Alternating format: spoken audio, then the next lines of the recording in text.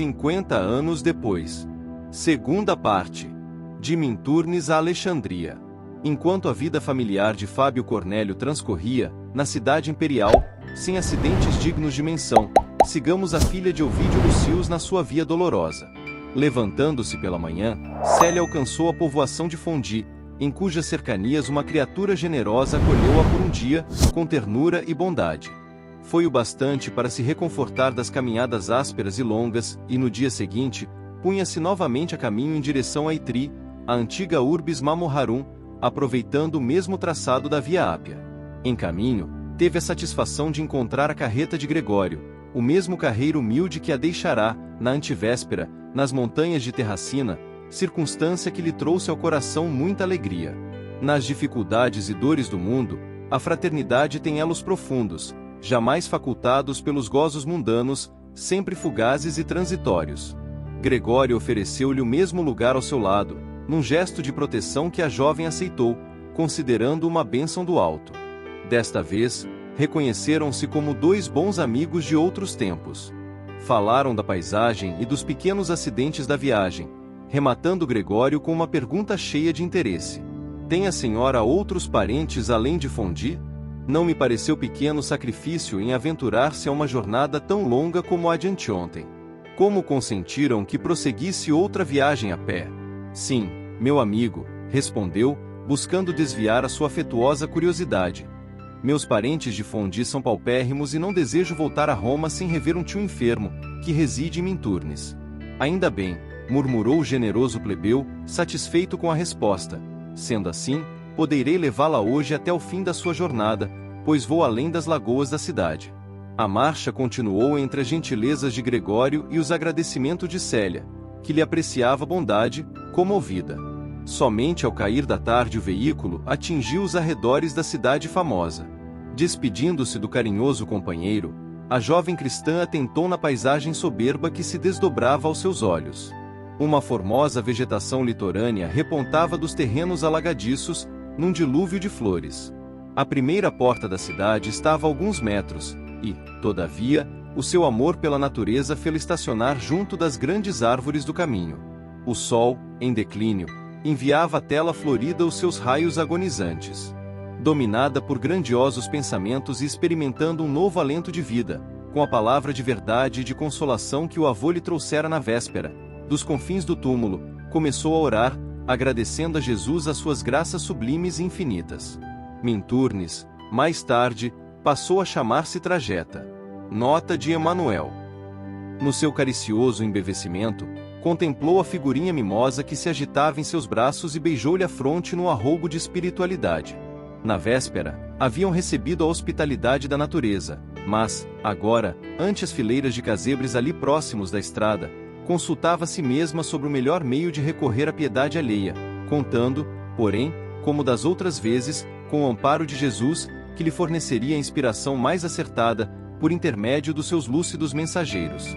Foi então que reparou numa choupana rodeada de laranjeiras, onde a vida parecia ser a mais simples e mais solitária. Seu aspecto singelo emergia do arvoredo a 200 metros do local em que se encontrava, mas, como que atraída por algum detalhe que não poderia definir, Célia alcançou a trilha e bateu à porta. Brilhavam no céu as primeiras estrelas. Depois de muito chamar, sentiu que alguém se aproximava com dificuldade, para dar voltas ao ferrolho. E não tardou em ter diante dos olhos surpresos uma figura patriarcal e veneranda, que a acolheu com solicitude e simpatia. Era um velho de cabelos e barbas completamente encanecidos. As cãs prateadas realçavam-lhe os nobres traços romanos, irrepreensíveis. Aparentava mais de 70 anos, mas o olhar estava cheio de ternura e de vida, como se os seus raciocínios estivessem em plenitude de maturidade. Estendendo-lhe as mãos encarquilhadas e trêmulas, Célia notou uma pequena cruz a pender-lhe do peito, fora da toga descolorida e surrada. Grandemente emocionada e compreendendo que se encontrava à frente de um velho cristão, murmurou humilde: "Louvado seja nosso Senhor Jesus Cristo! Para sempre, minha filha!" Respondeu o ancião, esboçando num sorriso o júbilo que aquela saudação lhe causava. "Entra na choupana do mísero servo do Senhor e dispõe dele, teu servo, igualmente." A filha de Ovídio Lucius explicou, então, que se encontrava no mundo ao desamparo, com um filhinho de poucos dias, abençoando a hora feliz de bater à porta de um cristão, que, desde aquele instante, passaria a encarar como um mestre. Desde logo, estabeleceu-se entre ambos uma cordialidade e um afeto mútuos, tão expressivos, tão puros, que pareciam radicados na eternidade. Ouvindo-lhe a história, o ancião de Minturnes falou-lhe com brandura e sinceridade. Depois de examinar a tua situação, minha filha, hás de permitir que te assista como um pai ou irmão mais velho, na fé e na experiência. É que, também, tive uma filha, perdida há pouco tempo, justamente quando vinha buscá-la para acompanhar-me no meu voluntário e bendito degredo na África. Parecia-se extraordinariamente contigo e terei grande ventura se me olhares com a mesma simpatia que me inspiraste. Ficarás nesta casa o tempo que quiseres ou necessitares. Vivo só, após uma existência fértil de prazeres e de amarguras. Antigamente, a afeição de uma filha ainda me prendia o coração a cogitações mundanas, mas agora vivo somente na minha fé em Jesus Cristo, esperando que a sua palavra de misericórdia me chame breve ao seu reino, para a verificação da minha indigência. Sua voz entrecortava-se de suspiros, como se os mais atrozes padecimentos íntimos lhe azorragassem o coração, ao evocar reminiscências. Há mais de um ano, continuou, aguardo oportunidade para regressar a Alexandria, mas o definhamento físico parece advertir-me que em breve serei forçado a entregar o corpo à terra da Campânia, malgrado ao desejo de morrer no pouso solitário a que transportei o meu espírito. Enquanto ele fazia uma pausa, a jovem aventou despreocupadamente. Sois romano, presumo, pelos traços inconfundíveis da vossa fisionomia patrícia. Fitando-a bem nos olhos, como se quisesse certificar-se de toda a pureza e simplicidade de alma da sua interlocutora, o ancião respondeu pausadamente: Filha, tua condição de cristã e a candidez que se irradia de tua alma obrigam-me a maior sinceridade para contigo. Nesta cidade ninguém me conhece, tal como sou. Desde o dia em que me consagrei à instituição cristã da qual participo no Egito longínquo, chamo-me Marinho para todos os efeitos. Dentro da nossa comunidade de homens sinceros e crentes, desprendidos dos bens materiais, fizemos voto solene de renúncia a todas as regalias efêmeras da terra, a todas as suas alegrias, de modo a nos unirmos ao Senhor e Mestre com a compreensão clara e profunda da sua doutrina. Enquanto os despotas do império tramam a morte do cristianismo, supondo aniquilá-lo com o suplício dos adeptos, fora de Roma organizam-se as forças poderosas que hão de agir no futuro, em defesa das ideias sagradas.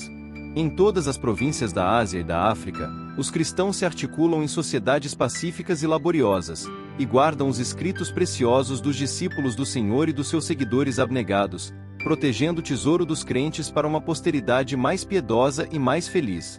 Enquanto Célia o escutava com carinhoso interesse, o ancião de Minturnes continuava, depois de uma pausa, como que preparando o próprio pensamento para maior clareza das suas recordações. A outrem, filha, não poderia confiar o que te revelo esta noite, levado por um impulso do coração. Talvez meu espírito esteja cercando-se do sepulcro, e o mestre amado queira divertir, indiretamente, a alma culpada e dolorida. Há qualquer coisa que me compele a confessar-te o passado com as suas inquietudes e incertezas. Não poderia explicar-te o que seja. Sei apenas que a inocência do teu olhar de cristã, de filha piedosa e meiga, faz nascer-me no peito exausto os bens divinos da confiança. Meu verdadeiro nome é Lésio Munácio, filho de antigos guerreiros, cujos ascendentes se notabilizaram nos feitos da República. Minha mocidade foi uma esteira longa de crimes e desvios, aos quais se entregou o meu espírito frágil, visto o desconhecimento do ensino de Jesus. Não trepidei, noutros tempos, em brandir a espada homicida, disseminando a ruína e a morte entre os seres mais humildes e desprezados. Auxiliei a perseguição aos núcleos do cristianismo nascente, levando mulheres indefesas ao martírio e à morte nos dias das festas execráveis. Ai de mim, porém! Mal sabia que um dia ecoaria em meu íntimo a mesma voz divina e profunda que soou para Paulo de Tarso a caminho de Damasco. Depois dessa vida aventurosa, casei-me tarde, quando as flores da juventude já se despetalavam no outono da vida. Antes não o fizesse. Para conquistar o afeto da companheira, fui compelido a gastar o impossível, lançando mão de todos os recursos. Sem preparação espiritual, construí o lar sobre a indigência mais triste. Em pouco tempo, uma filhinha graciosa vinha iluminar o âmago escuro das minhas reflexões sobre o destino. Mas, atormentado pelas necessidades mais duras a fim de mantermos em Roma o nosso padrão de vida social, senti que a pobre esposa, tomada de ilusões, não beberia comigo o cálice da pobreza e da amargura. Com efeito, em breve meu lar estava ultrajado e deserto. O questor Flávio Ilas, abusando da amizade e da confiança que eu lhe dispensava, seduziu minha mulher, desviando-a ostensivamente do santuário doméstico, para escárnio de minhas esperanças e de meus sofrimentos. Desejei sucumbir para furtar-me a vergonha, mas o apego à filhinha me advertia de que esse gesto extremo significava apenas covardia.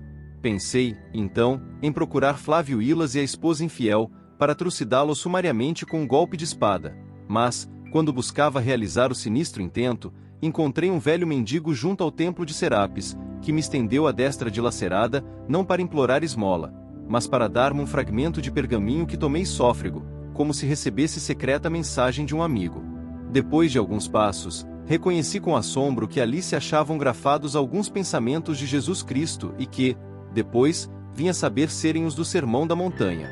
Junto a esse hino dos bem-aventurados, estava a participação de que alguns amigos do Senhor se reuniriam junto dos velhos muros da Via Salária, naquela noite.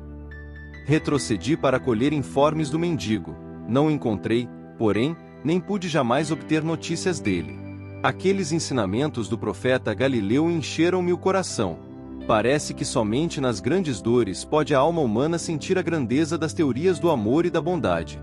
Voltei a casa sem cumprir os malsinados propósitos, e considerando a inocência de minha filha, cujos carinhos infantis me concitavam a viver, fui à Assembleia Cristã, onde tive a felicidade de ouvir pregadores valorosos das verdades divinas. Lá se congregavam homens sofredores e humilhados, entre os quais alguns conhecidos meus, que as fúrias políticas haviam atirado ao sofrimento e ao ostracismo. Criaturas humildes ouviam a boa nova, de mistura com elementos do patriciado, que as circunstâncias da sorte haviam conduzido à adversidade. Para todos, a palavra de Jesus constituía um consolo suave e uma energia misteriosa. Em todos os semblantes, a claridade triste das tochas, surgia uma expressão de vida nova, que se comunicou ao meu espírito cansado e dolorido. Naquela noite, regressei a casa como se houvera renascido para enfrentar a vida. No dia seguinte, porém, quando menos o esperava na quietação de minha alma, eis que um pelotão de soldados me cercava a residência e conduzia-me ao cárcere, sob a mais injusta acusação. É que, naquela noite, o inditoso Flávio Ilas fora apunhalado em misteriosas circunstâncias. Diante do seu cadáver, minha própria mulher jurou fora eu o assassino. Arguida a calúnia, busquei interpor minhas relações de amizade para recuperar a liberdade e poder cuidar da pobre filha recolhida, então, por mãos generosas e humildes do esquilino. Mas os amigos responderam-me que só o dinheiro poderia movimentar, a meu favor, os aparelhos judiciários do império, e eu já não possuía. Abandonado no cárcere, impossibilitado de justificar, visto haver comparecido à Assembleia Cristã naquela noite, preferi silenciar a comprometer os que me haviam proporcionado consolação ao espírito abatido. Espezinhado nos meus sentimentos mais sagrados, esperei as decisões da justiça imperial, tomado de indefinível angústia. Afinal, 2 centuriões foram notificar-me a sentença iníqua. As autoridades, considerando a extensão do crime, cassavam-me todos os títulos e prerrogativas do patriciado, condenando-me à morte, visto o questor assassinado ter sido o homem da confiança de César. Recebi a sentença quase sem surpresa, embora desejasse viver para servir aquele Jesus, cujos ensinos grandiosos haviam sido a minha luz nas sombras espessas do cárcere, e cumprir, igualmente, os deveres paternais para com a filhinha abandonada pela ternura materna. Esperei a morte com o pensamento em prece, mas, a esse tempo, existia em Roma um homem justo, pouco mais moço que eu, cujo pai fora camarada de infância do meu genitor. Esse homem conhecia o meu caráter defeituoso, mas leal. Chamava-se Cneio Lucius e foi pessoalmente a Trajano advogar a causa da minha liberdade. Afrontando as iras de Augusto, não trepidou em lhe solicitar clemência para o meu caso e conseguiu que o imperador comutasse a pena para o banimento da corte, com a supressão de todas as regalias que o nome me outorgava. Enquanto o ancião fazia uma pausa, a jovem começou a chorar comovidamente, em face da alusão ao avô, cuja lembrança lhe enchia o íntimo de vivas saudades. Uma vez livre, prosseguiu o velho de Minturnes, aproximei-me de antigos companheiros que comigo haviam provado do mesmo cálice com as perseguições de ordem política e que já partilhassem da mesma fé em Jesus Cristo. Banidos de Roma e humilhados, dirigimo-nos à África, onde fundamos um pouso solitário, não longe de Alexandria, a fim de cultivarmos o estudo dos textos sagrados e conservar, simultaneamente, os tesouros espirituais dos apóstolos. Deixando a capital do império, confiei minha única filha a um casal amigo, cuja pobreza material não lhe deslustrava os sentimentos nobres.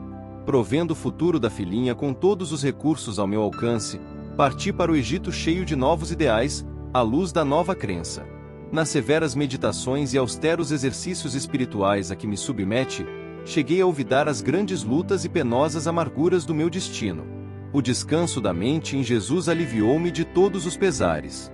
O único elo que ainda me prendia à península era justamente a filha, então já moça, e cuja afetividade desejava transportar para junto de mim, na África longínqua. Depois de 20 anos no seio da nossa comunidade, em preces e meditações proveitosas, solicitei do nosso diretor espiritual a necessária permissão para recolher um familiar ao nosso retiro. Referi-me a um familiar, pois desejava convencer minha pobre Lésia de que deveria partir em minha companhia, em trajes masculinos, considerando o ensino de Jesus de que existem no mundo os que se fazem eunucos por amor a Deus. Os estatutos da comunidade não permitem mulheres junto de nós outros, por decisão de Alfídio Prisco, ali venerado como chefe, sob o nome de Epifânio. Não era meu propósito menosprezar as leis da nossa ordem e sim arrebatar a filhinha ao ambiente de seduções desta época de decadência em que as intenções mais sagradas são colhidas pelos lobos da vaidade e da ambição, que ululam no caminho. Desejaria conservá-la, junto de mim, no mais santo dos anonimatos, até que conseguisse modificar as disposições de Epifânio, acerca dos regulamentos da nossa ordem, atentas às circunstâncias especiais da minha vida. Obtendo a necessária permissão para vir à península, aqui aportei há quase 2 anos, experimentando a angústia de reencontrar minha Lésia nos derradeiros instantes de vida. Descrever-te meu sofrimento com a separação da filha querida, depois de ausente tantos anos e de haver acariciado tão grandes esperanças, é tarefa superior às minhas forças. Acompanhei-lhe os despojos ao sepulcro, para onde mandei transportar, pouco depois, os dos carinhosos amigos que lhe haviam servido de pais, também vitimados pela peste que, há tempos, flagelou toda a população de Minturnes. Ai de mim, que não mereci senão angústias e tormentos nas estradas ásperas da existência, em vista dos meus crimes inomináveis na juventude. Resta-me, contudo, a esperança no amor do Cordeiro de Deus, cuja misericórdia veio a este mundo arrebatar-nos da humilhação e do pecado. Avizinhando-me do túmulo, rogo ao Senhor que me não desampare. Além do sepulcro, sinto que esplende a luz dos seus ensinamentos, num reino de paz misericordiosa e compassiva.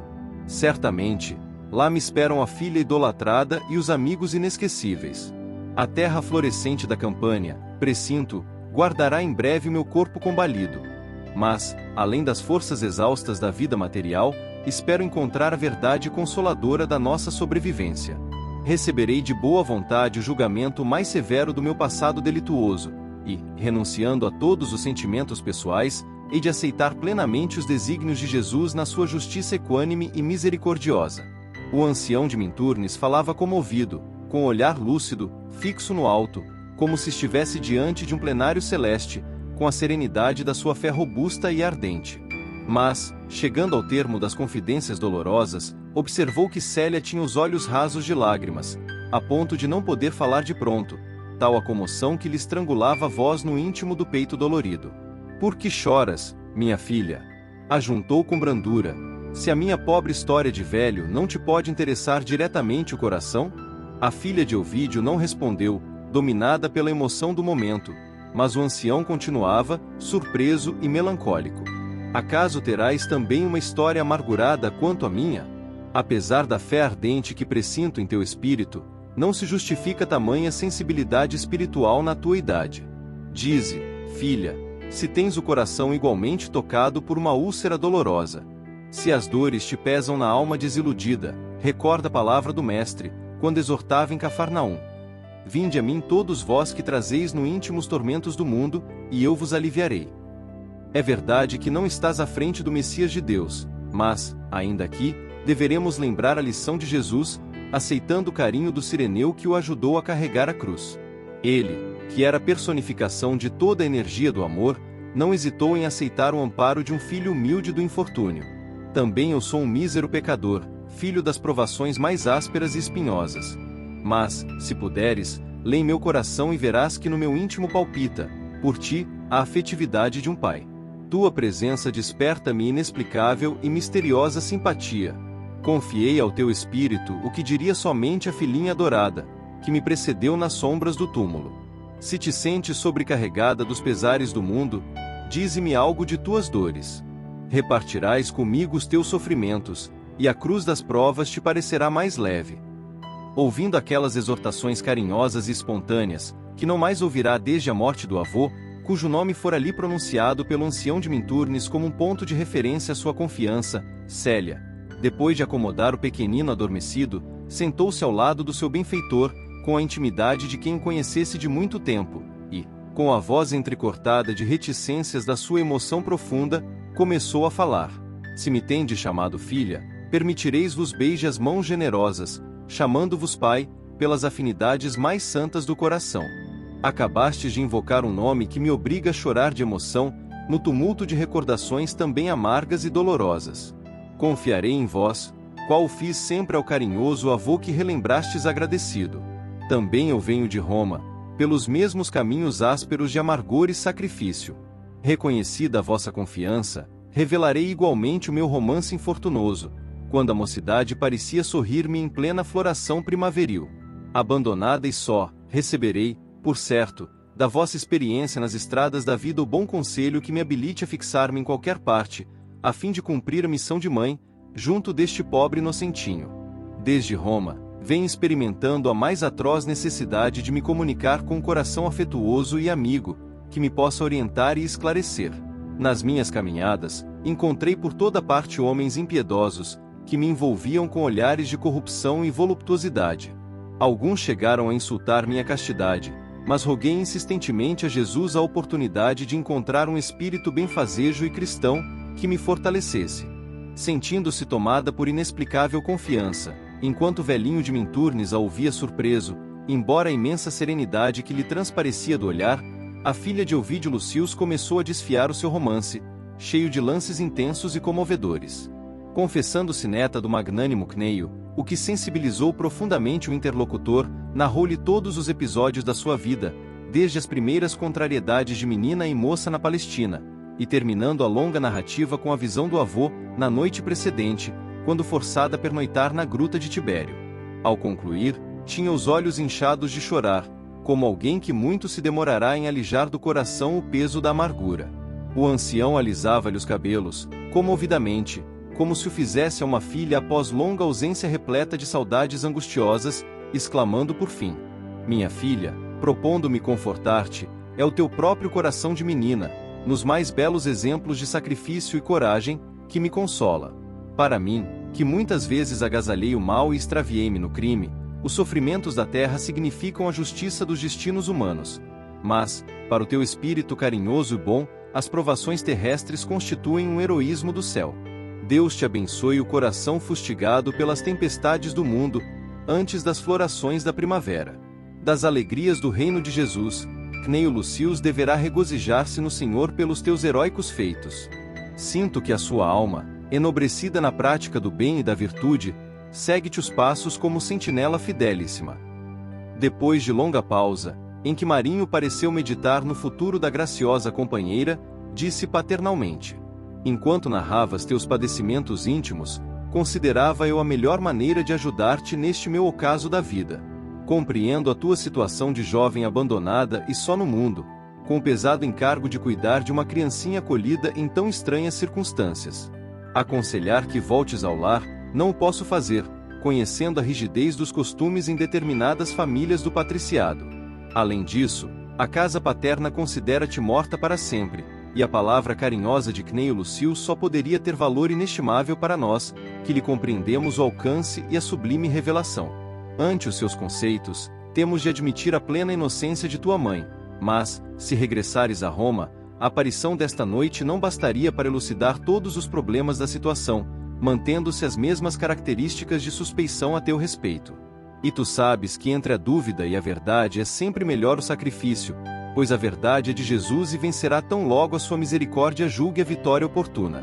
Velho conhecedor dos nossos tempos de decadência e desmantelos morais, sei que, ante a tua juventude, quase todos os homens moços, cheios de materialidade, se curvarão com ignominiosas propostas. A destruição do meu lar será sempre um atestado vivo das misérias morais da nossa época. Ponderando as tuas dificuldades, desejo salvar-te o coração de todos os perigos, evitando-te as ciladas dos caminhos insidiosos. Entretanto, a enfermidade e a decrepitude não me possibilitam mais a tua defesa. Em Minturnes, quase todos me odeiam gratuitamente, em virtude das ideias que professo. Um cristão sincero, por muito tempo ainda, terá de sofrer a incompreensão e a tortura dos algozes do mundo, e somente não me levam ao sacrifício. Nas festas regionais que aqui se efetuam, atenta minha velhice avançada e dolorosa, de rugas e cicatrizes.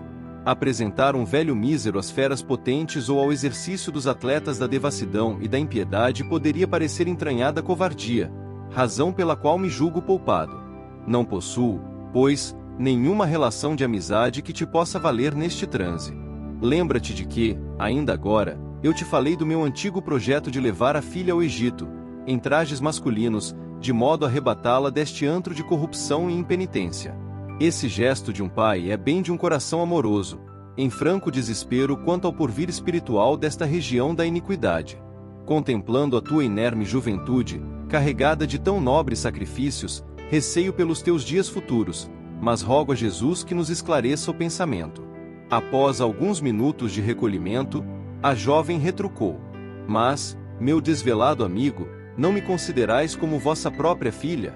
O ancião de Minturnes, no clarão sereno dos grandes olhos, deixou transparecer que entenderá a alusão e revidou bondosamente. Compreendo, filha, o alcance de tuas palavras, mas estarás sinceramente decidida a mais esse nobre sacrifício? Como não, se em torno de mim surgem as mais temerosas perseguições? Sim, tuas ações nobilíssimas dão-me a entender que devo confiar nas tuas resoluções. Pois bem, se teu espírito se sente disposto à luta pelo Evangelho, não vacilemos em preparar-te as estradas vindouras. Ficarás nesta casa pelo tempo que desejares, se bem esteja convicto de que não tardará muito a minha viagem para o além. Amanhã mesmo entrarás nos teus novos trajes, a fim de facilitar a tua ida para a África, no momento oportuno.